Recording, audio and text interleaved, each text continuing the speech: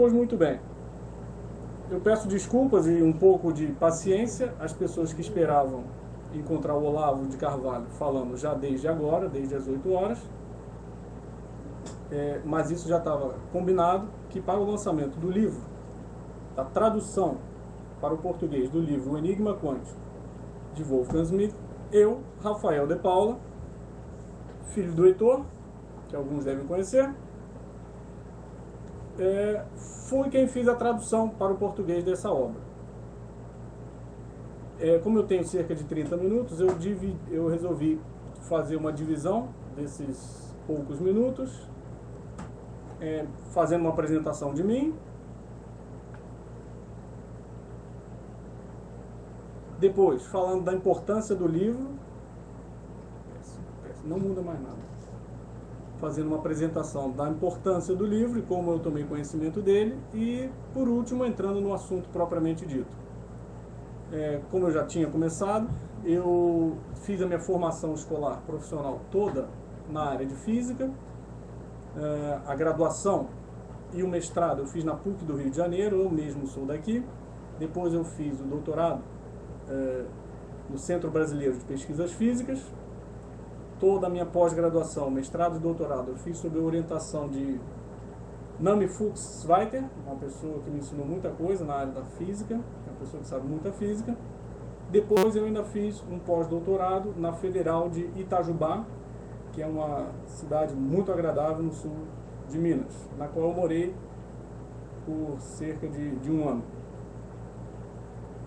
Muito bem, por que eu decidi fazer física? Por que eu decidi estudar a física? Porque do alto dos meus 16, 17 anos, eu já tinha decretado que a única coisa que existe no mundo e que há para ser entendida é a matéria. Então, se só o que existe é matéria, vamos estudá-la mais de próximo possível, e a ciência que faz isso, ao meu ver, sempre foi a física. Muito bem, mesmo não sendo tão inteligente, como já deu para ver, não passou muito tempo para que eu percebesse que se eu estou tentando estudar a matéria, mas a física matemática é toda uma explicação da matéria, explicação esta que por sua vez não é material, então você percebe em pouco tempo que a matéria não tem em si a sua própria inteligibilidade. Se ela precisa ser explicada por uma coisa que não é material, é porque a matéria em si não é fundamental. Algumas perguntas básicas bastam para a gente desfazer qualquer dúvida a respeito. Por exemplo, qual é a cor da teoria das cores? Qual é o som que faz? Qual é a música da teoria dos sons? E qual é o peso da teoria da gravidade? Bom, essas próprias perguntas não tendo sentido, é óbvio que a coisa que você está explicando não se explica a si mesma, mas precisa de algo que venha de cima e que faça a explicação dela. Bom, mas a física também parte, a física matemática, do jeito que ela é entendida modernamente, parte de alguns conceitos que em si são mal explicados dentro do estudo da física. E cada vez que eu perguntava para as pessoas, mas e o que é matéria, o que é a massa, força, carga elétrica, o que é o tempo, o espaço, o que é o movimento, parecia que eu era o único ali a não saber, que não era na física profissional que eu ia responder essas perguntas. E todo mundo ficava surpreso, mas não é aqui que você vai responder essas perguntas. É como se dissesse, é em outro departamento. Muito bem, então vamos correr atrás de uma explicação desses conceitos dos quais a física parte, mas sobre os quais ela não tem autoridade para falar. Mais ou menos nesta época, eu me perguntei se havia uma outra ciência que pudesse explicar a física.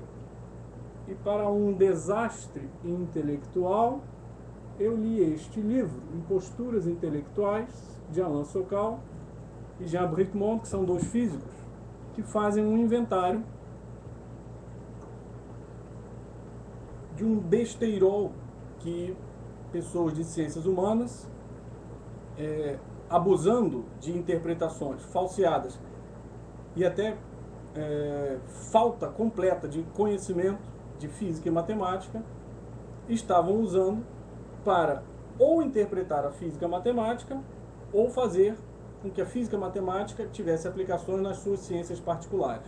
Então eles criticam aqui autores como Lacan, Deleuze, Félix Guattari, Júlia Kristeva e outros nessa linha. Muito bem, então tão logo eu percebi que existiam várias ciências, me veio a pergunta, será que existe uma hierarquia entre as ciências ou estão todas no mesmo plano confuso? Bom, foi mais ou menos aí que eu pude frequentar, durante cerca de um ano, o curso de História Essencial de Filosofia, dado pelo professor Olavo, aqui no Rio de Janeiro. E, mais ou menos também na mesma época, caiu-me nas mãos 2 livros de História da Filosofia escritos por autores católicos, que são Michele Federico Sciacca e o Guilhermo Fraile. E ali, para grande alívio meu, eu pude ver na história do desenvolvimento, do início da filosofia na Grécia, aquela discussão entre o ser e não ser de Parmênides e Heráclito, culminando com as soluções que vão sendo dadas por Sócrates, Platão e Aristóteles.